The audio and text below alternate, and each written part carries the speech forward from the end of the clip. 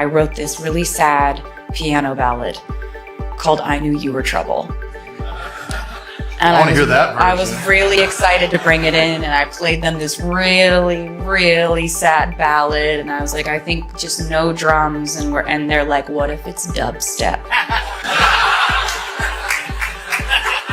And what did you say? I was like, I don't know.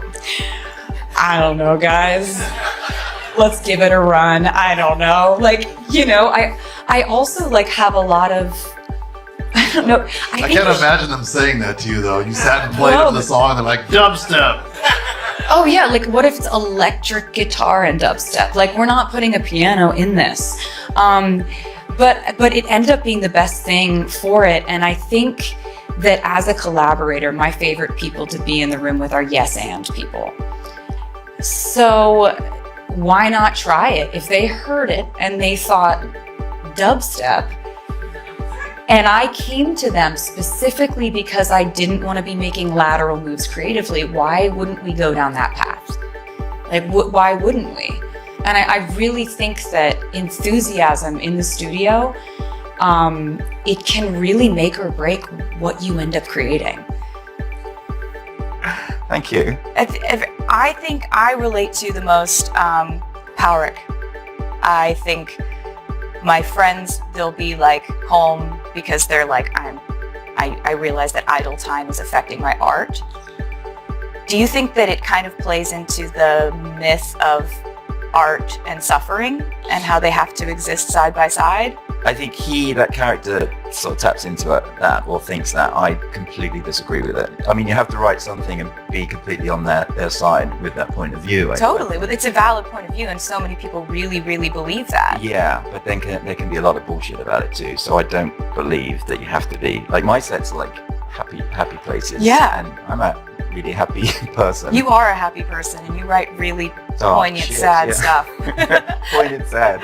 Just dark shit. You're like, yeah. I think it's really interesting, the idea of channeling something very dark and sad and somber and about grief and all these difficult things, but having like a lovely, great time doing it. Yeah. It's really strange because I don't think that anybody would imagine, you know, you guys telling this story, or even on the short film, like me and Dylan and Sadie telling a story about just life-altering heartbreak, but on set we're just like, oh, this is so fun. That take was amazing. Exactly. That's the funny thing about it. Like Colin and Brendan had a chat at the start. You know, do we need to keep space between each other? Do we need to enact it in real life? And they both were so happy that they both agreed that no, they're just going to have fun and act it. It's just like that part is a myth, that you have to suffer to make good art about suffering, or that you have to suffer in order to make art in general. Like, yes, it is a cathartic thing, but oftentimes I think that writing about your pain or your suffering, it sort of gets out the poison. Yeah, it helps. It does. Yeah, because as I said, this script was written in a sort of place of sadness and heartbreak.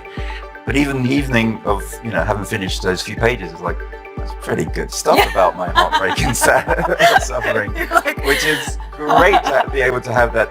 And I'm not sure if that's an age thing or what it is. Like, do you feel like your songwriting is different, even if you're talking about a heartbreak song?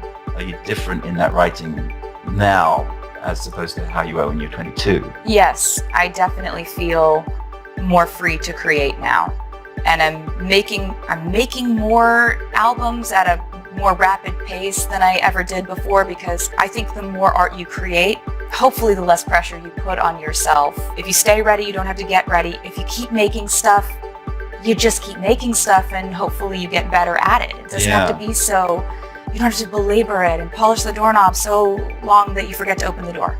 I haven't really done that, but I like the idea. I used to do that when I was writing plays. Like bang out another one and another one, and there's less pressure that way, I guess. Yeah, I think it's just a phase I'm in right now. I might be in a different phase in 2 months. I have no idea. It's just recently I've found that the more things I make, and the happier I am. Yeah. And everybody's different, and there are people who put an album out every 5 years, and it's brilliant, and that's the way that they work. And I have full respect for that, but I am happier when I'm making things more often. So do you carve out time every day to be productive in that way. No, it kind of pushes through without asking permission. You know, we were talking about like involuntary ideas, like when you were saying, oh, and then it surprised me when he went into the pub and he didn't have a finger. I have songs come to me like that. I have, you know, ideas for a story I would want to tell come through like that. And do lyrics and tunes come at the same time? Yeah. Do you have to be strumming or? No, sometimes it's a fragment of a melody that has a lyric on it already. Sometimes it's just a line and I'll write it down and I'll use it later. Sometimes it's a melody that I have to go to the piano and then record and remember it. But it's the more that I'm writing, the more those ideas come. So even That's on a what I day found. like this, when you've got lots of stuff to do like this, in the afternoon something could come. Totally, yeah. Wow.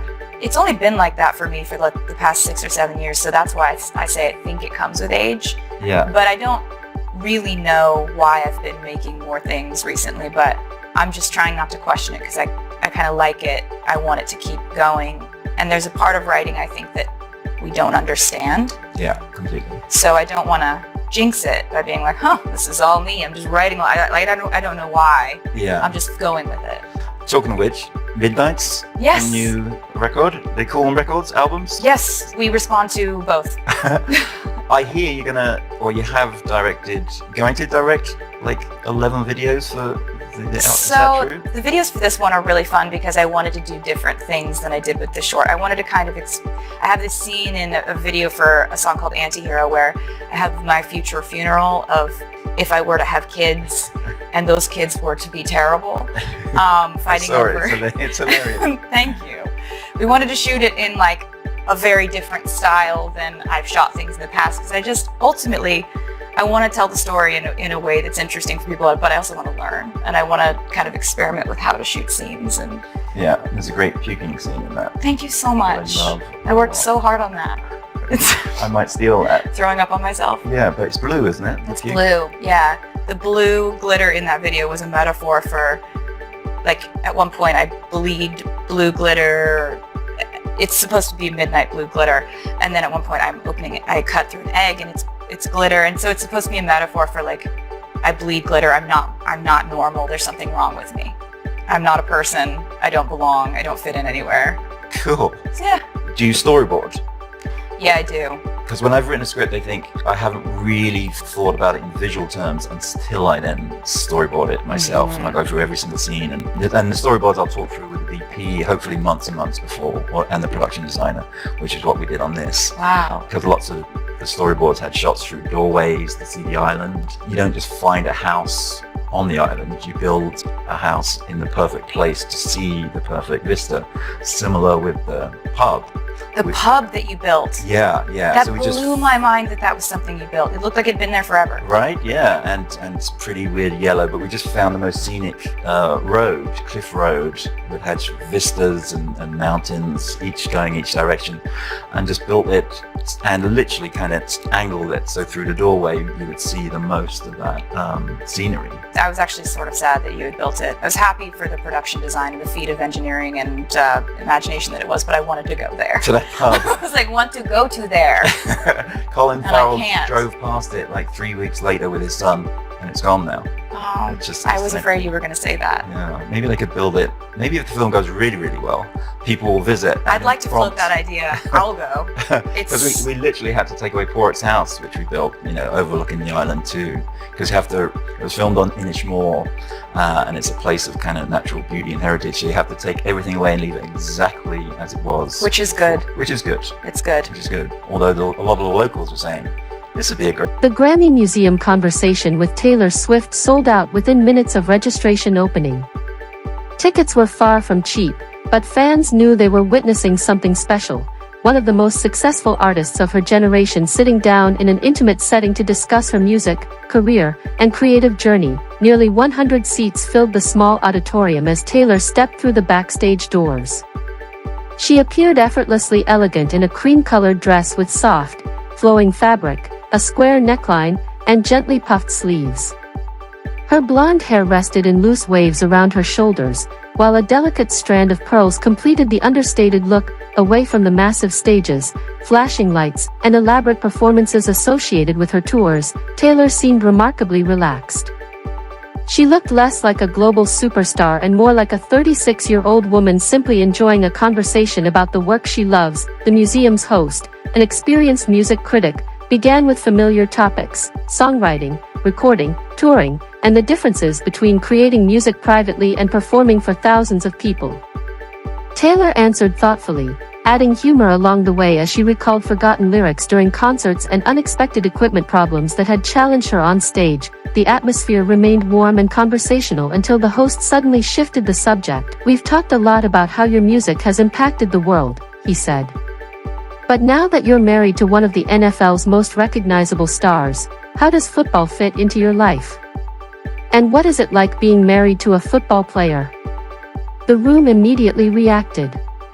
It was obvious that many attendees had been waiting for exactly this question. Taylor laughed, admitting that the question had completely disrupted the serious songwriting discussion she had prepared for. Then she smiled and agreed to talk about her husband. She explained that before meeting him, she knew surprisingly little about football. She understood the Super Bowl and recognized some teams, but she admitted that she once struggled to distinguish positions such as tight end and wide receiver. "In my head, they were all big, fast guys who would crash into each other," she joked. The audience burst into laughter, but beneath the humor, Taylor revealed how much her perspective had changed. Being close to a professional football player had introduced her to an entirely different world, one built around discipline, preparation, teamwork, pressure, and an extraordinary level of physical commitment. She said watching her husband compete gave her a new appreciation for what happens behind the scenes. From the hours of preparation to the emotional highs and lows of game day, she began seeing football not simply as a sport, but as another form of performance. Taylor also reflected on how different their professional worlds can be. Her career revolves around lyrics, melodies, storytelling, and emotional connection, while his depends on strategy, athleticism, communication, and split-second decisions. Yet she suggested that the two worlds share something important. Both require people to perform under enormous pressure while millions of eyes are watching. As she continued speaking, her tone became noticeably more personal. She described the pride she feels when watching her husband succeed and the admiration she has developed for the dedication behind his career. What began as a playful question about football ultimately became one of the most intimate portions of the conversation. Taylor's comments offered fans a rare glimpse into how she views her husband, not simply as a famous athlete, but as the person she knows away from the cameras, stadiums, and headlines. For the audience, it was an unexpected highlight of an already memorable evening. Taylor arrived to discuss music history, but she left the room having shared something much more personal, a glimpse into the relationship between two people whose careers could hardly be more different, yet whose lives have become deeply intertwined.